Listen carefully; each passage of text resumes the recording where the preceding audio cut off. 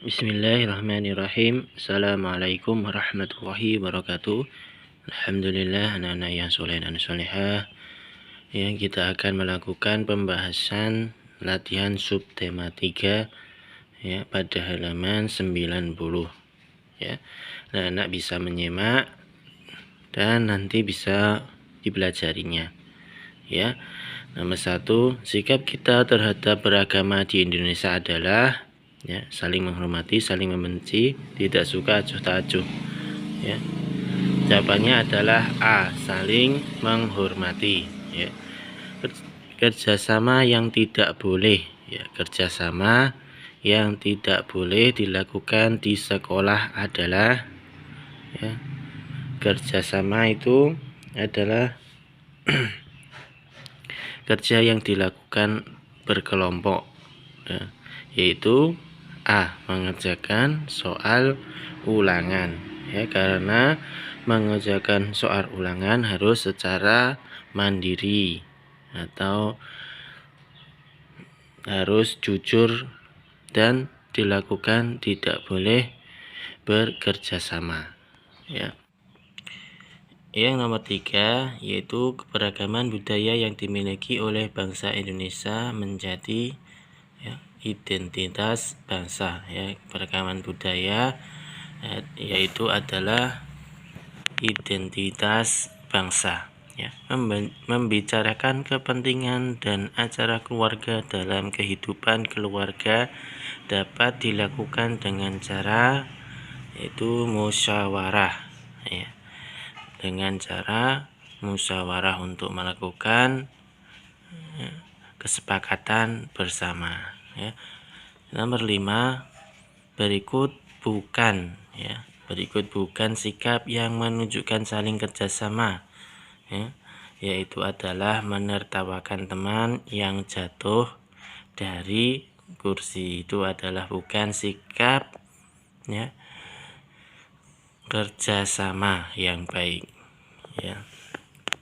Nomor 3,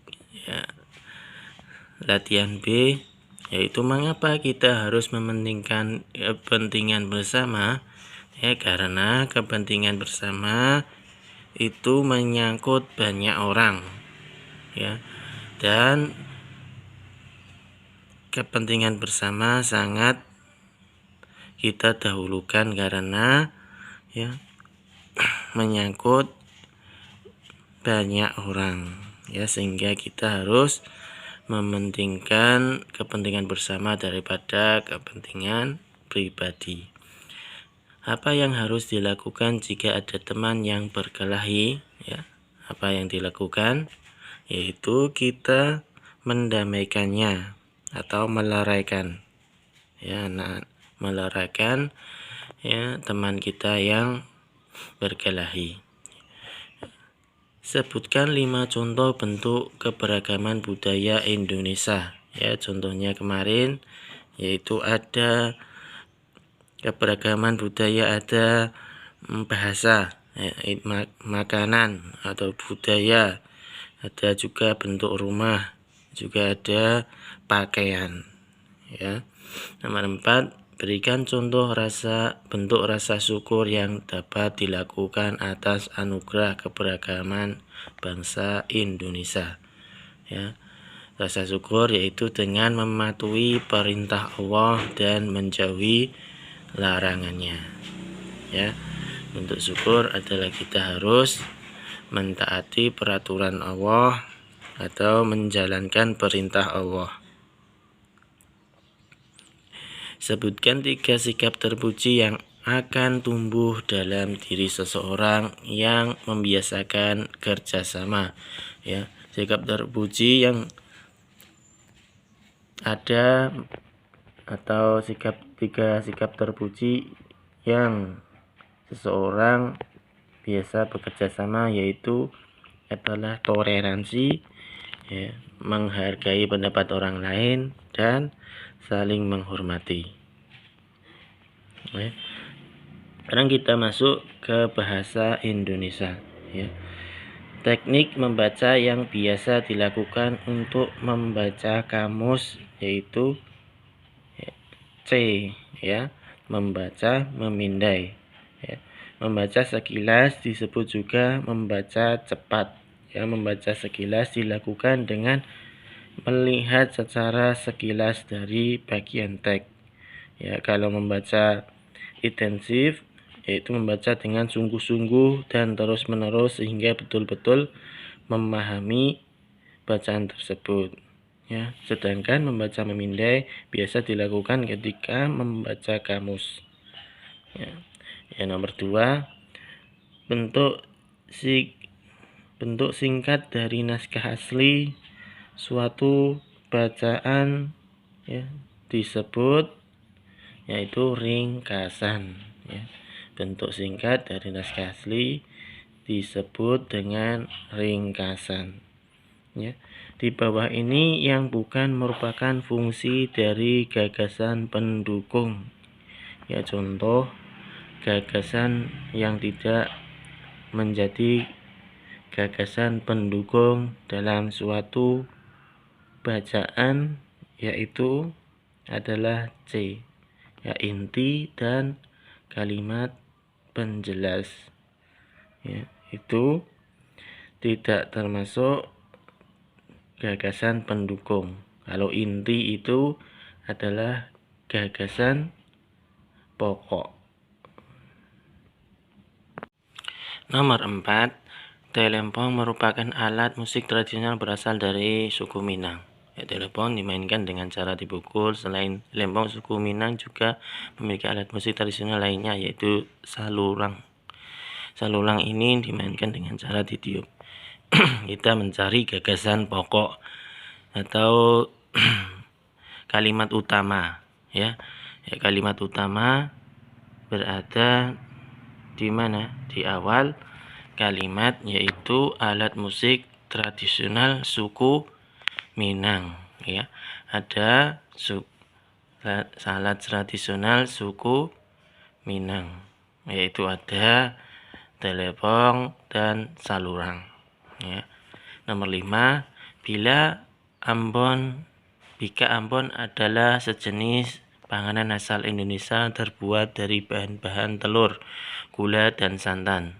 Ya. Bika Ambon umumnya dijual dengan rasa pandan, meskipun kini juga tersedia rasa-rasa lainnya seperti durian, keju, dan coklat.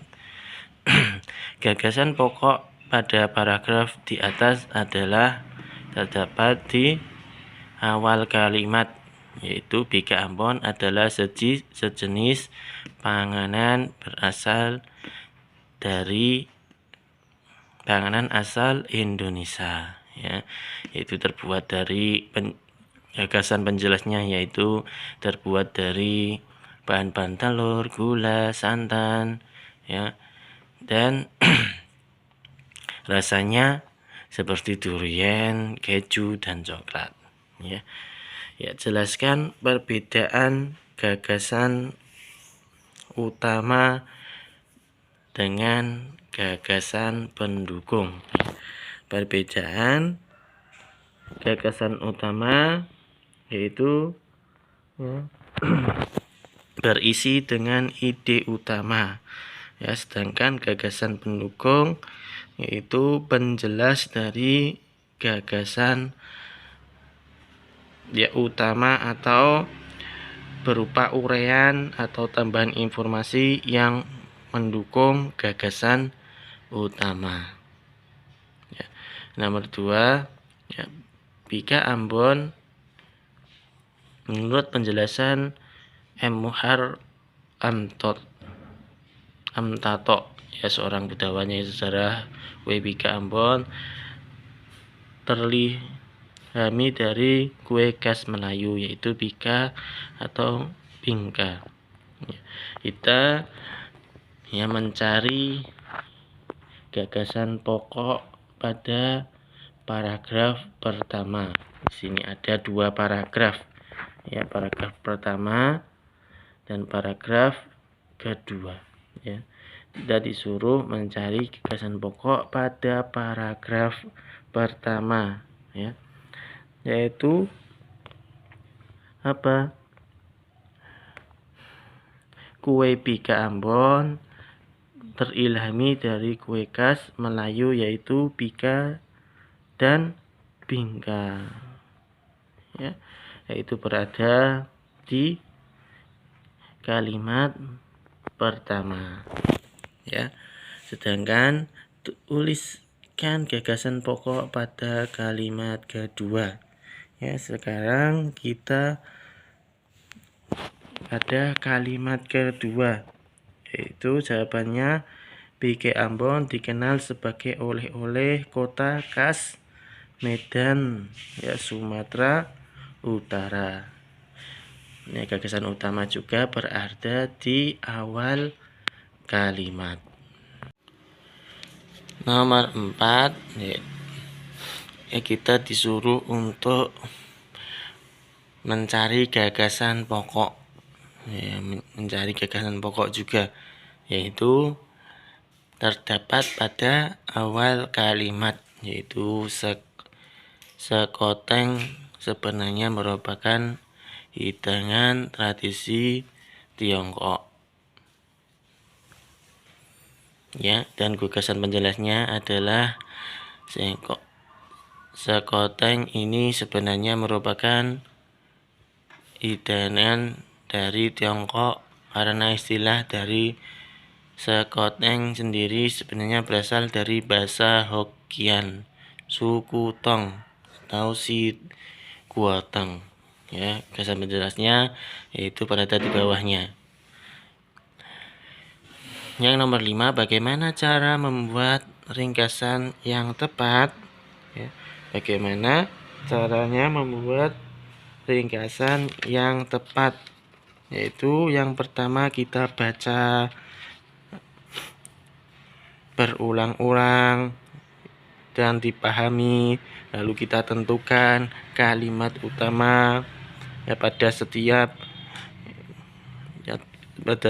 gagasan utama, lalu gagasan pendukung dapat dicatat berdasarkan informasi penjelas yang kamu baca dan dengar, ya.